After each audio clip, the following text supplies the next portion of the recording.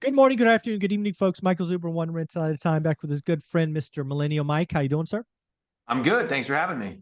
One of the things that I believe in is not only writing goals, not only tracking goals, but sharing goals. So over the last 2 weeks or so, I have shared my goals with Jason Pritchard, who I consider the best investor in California. I had some coaching with Adrian Hernandez, and I had a couple of days off, as you know, to think about my goals. And I want to talk to you because I think I'm they were inadvertently ordered in a way that I don't feel good about. So what I'm going to show you, Mike, is what I think the order of my goals will be. Because I do think anytime there are goals, just like the Fed, right? Stable prices, full employment, right? I think everything has a natural order. Mhm. And as I looked at the goals that I put out, I shared with Jason, I shared with Adrian, frankly, they were selfish if you look at the order. And that's not who I am and certainly not what I want to do. So I want to show you the goals haven't changed. They're just now oriented to top to bottom, most important, least important. You ready? Sure. Yeah, let's do it. Here we go. And really for me, it starts at the top. Let me know when you see this. I can see it right now. So for me, it's really about the top two goals. Mhm. Golden Yeah. ticket, first deal cards, and these other next deal cards. Mhm. Everything after that is secondary. In fact, I was going to put a space or a section and really, pretty up the spreadsheet, but I'm not going to do that. This is just what they are. So for me, the next 13 months really are going to be based on how many cards we mail out. I want 100 of these golden tickets, right? These are brand new investors, got their very first deal. And then I'm going to try to really go nuts and send out 1,000 of these or the new version. So Yeah. um, everything after that is totally a secondary one. But they everything after that builds to the first two. That's um, really what I see here. So any questions, any of these you want to ask about? I didn't mean to keep just jibber Yeah, jabbering. no. You're fine. You're fine. I'm looking at them right now, and as I'm reading through, I definitely like that the top three goals are number one, helping people get their first rental because they got to get on the ladder. And we're going to help you because Marina, who's hanging out with my son right now, is going to be requesting her first golden one here in just a few days. We close on her house hack Woo! duplex. She's very Shout out excited. Marina. Yeah. Right. And next deal cards, I'll be helping you with one because I'm looking at a fiveplex right now. I'm trying to own or finance. Nice.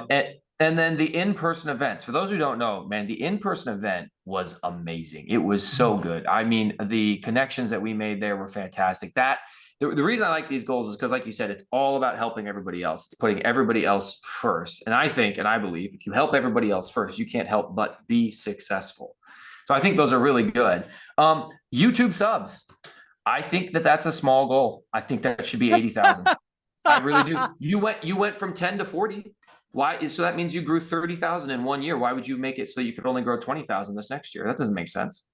Well, the last 3 months, I've only grown 750 subs a month. The last three So months can go pound sand. You did 10,000, you did 30,000 in a year.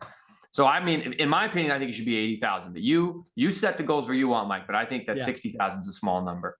I like it. Private group total new students, are these the Facebook group?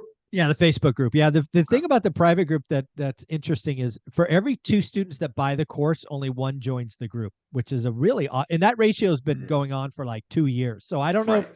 people just hate Facebook or they don't know about it, or I don't know what the answer is. But yeah, in order to get roughly 500 private group students, I need to sell 1,000 courses. So Mhm. yeah, it's an odd ratio. So I think that selling the course is absolutely probably one of the best things that you could do. I know that you currently do not run ads for your Mhm. current course. Nope. I think you should. I actually No. think you Yeah. should. And I know that it feels that the initial feeling is, I don't want to be one of those guys who just like sells a course. But I Yeah. think if you look at your body of work, Yeah. 8,000 free videos, Yeah. people are going to get ads for courses out there anyways. Aren't you doing them a disservice if you don't at least give them an opportunity to see your course? I Maybe. mean, because who Yeah. else are they looking at? People that maybe, I mean, there's some good ones and there's some ones out there that maybe we wouldn't like. So I feel like you're doing them a disservice.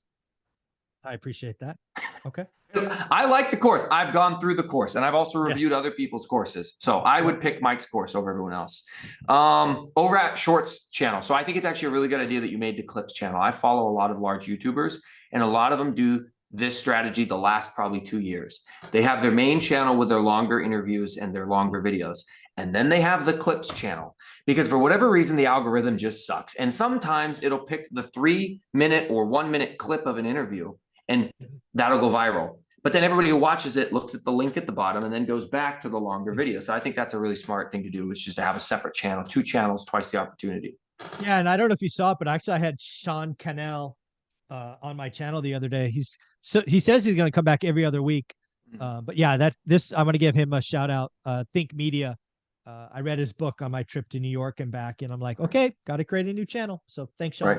Right. Yeah, no, very smart. If it was me sort of incorporated in this entire thing, Mike, I think that you need to do live streams, not just on YouTube, but you need to set up a secondary phone. And while you're live streaming on YouTube, live stream on Instagram, because there is a different group of people watching on Instagram. I know there's a lot of overlap, but there's a whole new audience of people who do not go on YouTube, who use Instagram specifically.